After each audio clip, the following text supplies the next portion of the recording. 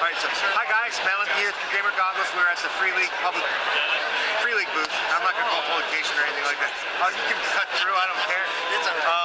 And we're going to talk with Tomas about aliens. No, I didn't want to. Wait, yeah, sure, aliens now.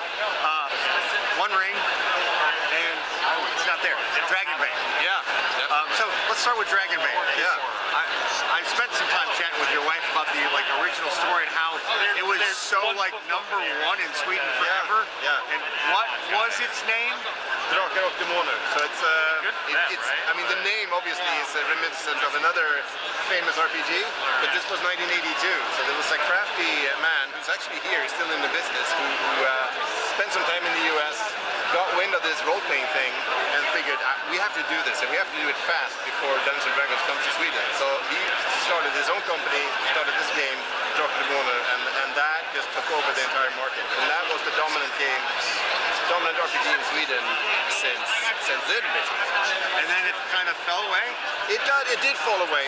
It's been a number of editions throughout the years, and some more popular than others. And yeah, it did kind of die away a little bit, and now we're kind of bringing it back with a new edition. And initially we were thinking maybe just do it in Swedish because it's only a known brand there. But then we kind of enjoyed the game so much, and we figured, why not see if it works everywhere?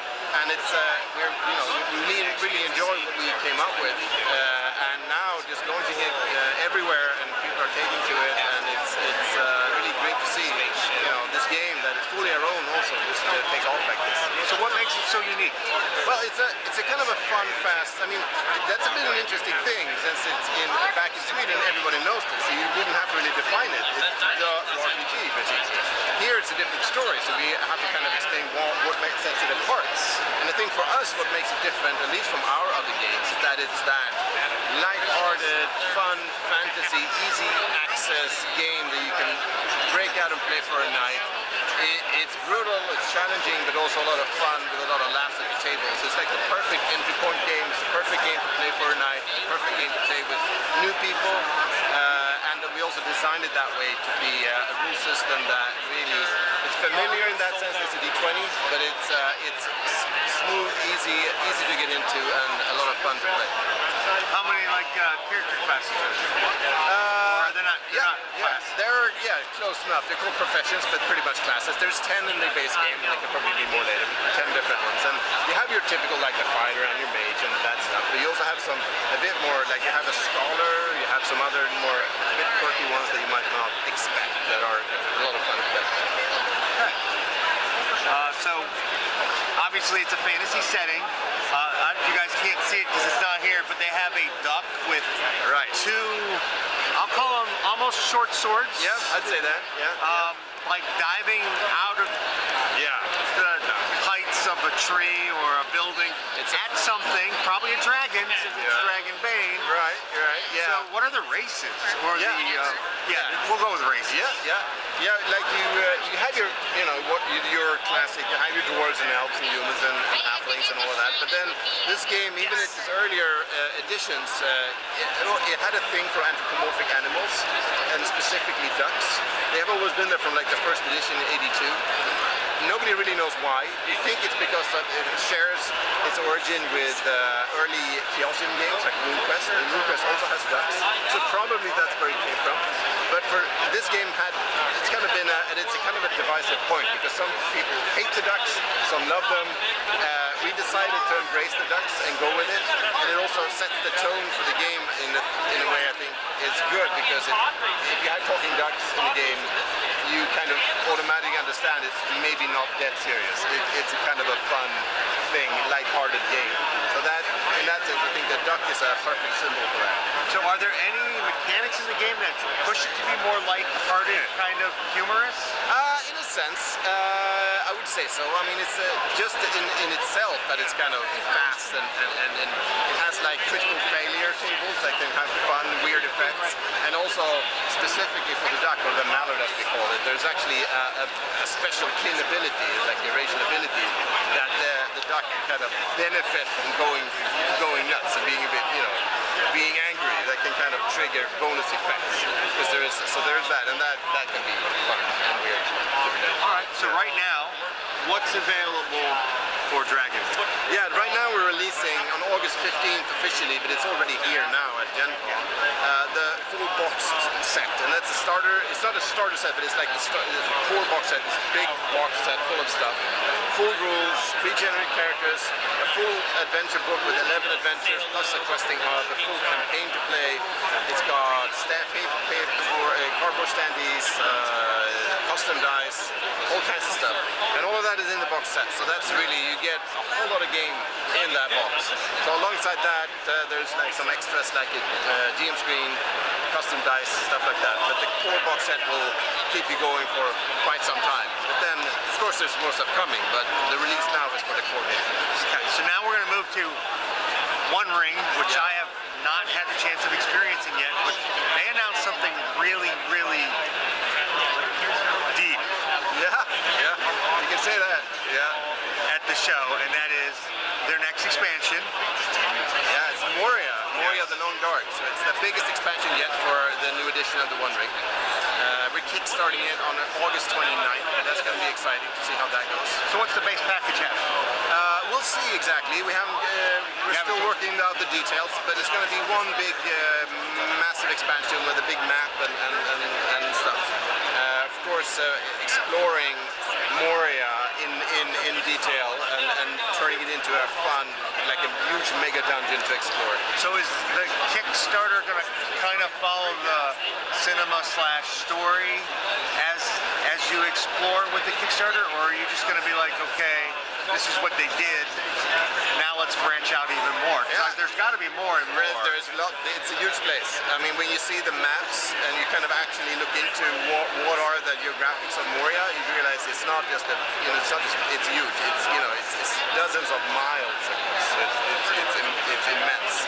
And yeah, I mean, the whole game, the One Ring, and this expansion as well, they're all set in the area between the Hobbit and the trilogy, the Lord of the Rings. So it's before the films and the trilogy. So this is actually, it's still at a time when Moria is deserted, but it's before the films, not after. So the goblins might not even be there yet. There will probably be some goblins. Yeah. Interesting. The Fellowship has not yet passed. I did not realize that was the setting for the One Ring. I thought it was actually in the same storyline. Yeah, so that changes my perspective a lot. Yeah. I mean, I've heard a lot of good things, like the skills and stuff are very true to Tolkien. It is. So like singing is a skill. Yeah. I'm absolutely My dwarf was an excellent singer. That when we play tested the module, and that is a lot of fun. It really gives a lot of atmosphere and a lot of Tolkien feel. That's part of the rules and part of the game. And it's been selling really well, because I've had a hard time getting my own copy. Yeah. So more on that, and then there's more for aliens, right? Yeah, we have another book in a campaign book coming called Building Better Worlds. It's focused on, it's another, because the Alien RPG has two modes. It's a cinematic mode, which is like kind of one shot. You just die. That thing, yeah, exactly. You just die. I've played it 3 times. Longest game session, 45 minutes. Oh, that's harsh. Yeah, you can survive, but it is not easy. But then there's also another mode, which is the campaign mode, and that is meant to play longer campaigns with the same characters, so lethality is a bit toned down. And this book, we did one from the Colonial Marines recently, a big book that goes in depth about the Colonial Marines. This new one is the same thing, but for colonists and explorers. It's all about exploring new worlds, colonizing them, and doing stuff like that. So is there like world building stuff in there, or is it more like what they might experience? Yeah, it's a little bit of both. There's like one ready campaign with expeditions that you can actually play out that are kind of ready. But then there's also rules for like randomly generating planets and colonizing them and building kind of a sandbox style, exploring and colonizing new worlds. So I'm only going to add one more thing, and this is going to age me maybe 10 years, but I don't know when you acquired this license, but it was probably a year and a half, 2 years ago. Yeah. So, 2-3 years as ago. a kid in 6th grade, I used to play, God, this is heavy. It is heavy. I used to play Twilight 2000. Yep, So yep. for all of you that were like, where to go, here it is. Yeah. and they kind of made a twist on it, and it's more like a alternate history now. His words, they didn't change a lot of the stuff in it. They just kind of updated it. Yeah, yeah. It still has that same feel, and we even kept the date, the 2000 date. About 8 pounds. Something like that. Yeah. It isn't got a lot of stuff in it. It's like a book. It's a RPG / war game, I'd say, because it's got like the counters and hits and maps and play out battles, really tactical style. So it's So that's an addition, because I don't remember any of that as a kid. no, we kind of it's always had that military component, but we really added the gameplay for it. So it's Yeah, it was never really there. No. As a kid, I remember 2 paperback books. Yeah, yeah. No, this in the starter box. has more. This has a lot more. Yeah. The game, I stopped playing probably around 8th or 9th grade. Yeah. And it's still around, so there's a lot more than what I experienced. Yeah. It inspired us to make my own game. Yeah. That was really bad. What else? Anything else you want to chat with? They've got Tales from the Loop guys. They've got Mark Ford. Later on, you're going to see me chatting about Pirate Board. So Yeah. there's that. And Cool. I think that's everything we have I think so. time to cover, because we both have to be somewhere else. Yeah. Thank you very much. Thank you. Oh, they've got Blade Runner. We got Blade Runner. Don't forget about Blade Runner. That'll be another time. Yeah, absolutely. Bye, guys. Bye. Thank you. Yeah, thank you. And sorry for being late. Hi, guys. Meet the Nibbles, who's gonna go down. She just decided not to go down my back, so we'll do this for her so she's comfy. Thanks for watching my video, and I appreciate it. Please hit the like button and share it if you know somebody who might be interested.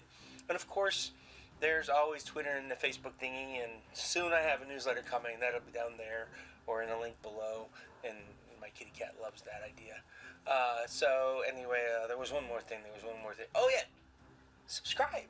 Be a part of my community, our community. Let's make it grow together.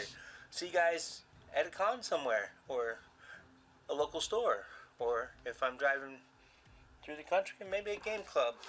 I don't know. You're not gonna go knock down my camera. Bye, guys.